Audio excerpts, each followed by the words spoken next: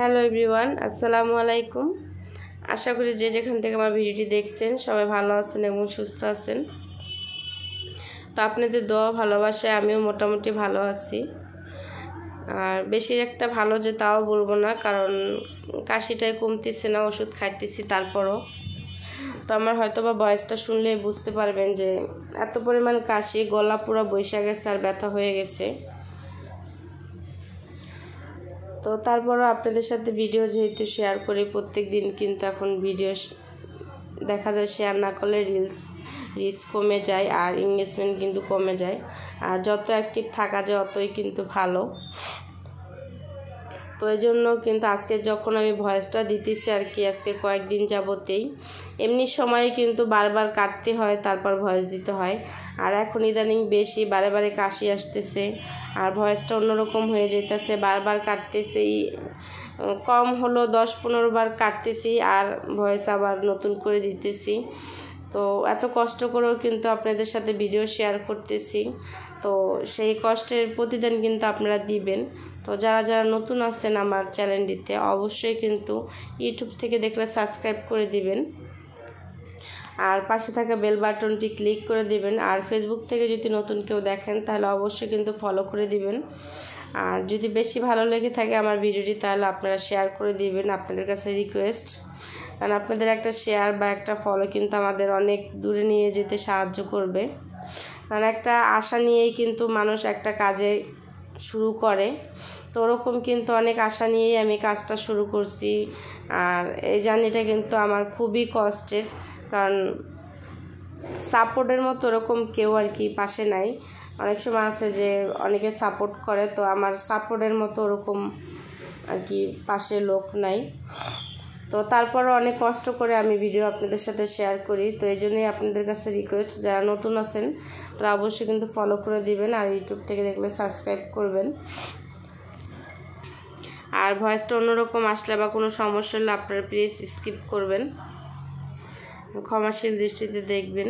তো এখানে আমি কাঁকরোল দিয়ে চিংড়ি মাছ দিয়ে রান্না করেছিলাম, তো এটা হয়ে গেছে। তারপরে এখানে আমি মুরগি রান্না করব, তো এটার মশলাগুলোই আর কি কষাইতেছি আর কথা বলতেছি, সব উল্টাপাল্টা হয়ে যাইতেছে কারণ বারবার কাটতেছি আর বারবার ভয়েস দিতেছি এই জন্য।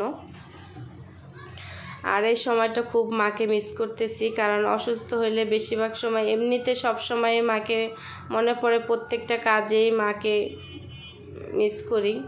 আর অসুস্থ হইলে বেশি, কারণ সারাক্ষণে মা ফোন দিত, জিজ্ঞেস করতো কি ওষুধ খেয়েছি কিনা, খাবার খেয়েছি কিনা, ডাক্তার দ্বারে গিয়েছিলাম কিনা। তো এই জিনিসগুলো খুবই মিস করতেছি এখন, কারণ এরকম যে কেউ জিজ্ঞেস করবে।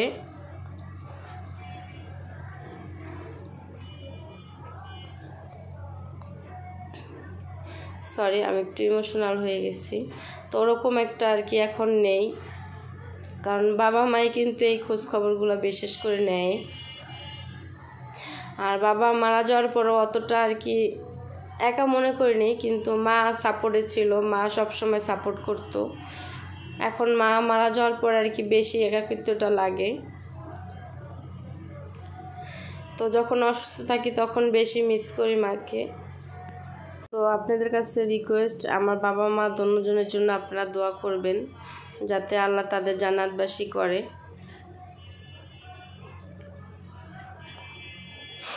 আর আমি যখন পেজটা খুলি তখন একমাত্র সাপোর্ট করতো আমার মা, আর এখন তো মাও নেই। তাও যখন যেরকম পারি ওরকম অল্প অল্প করে কিন্তু আপনাদের সাথে শেয়ার করি।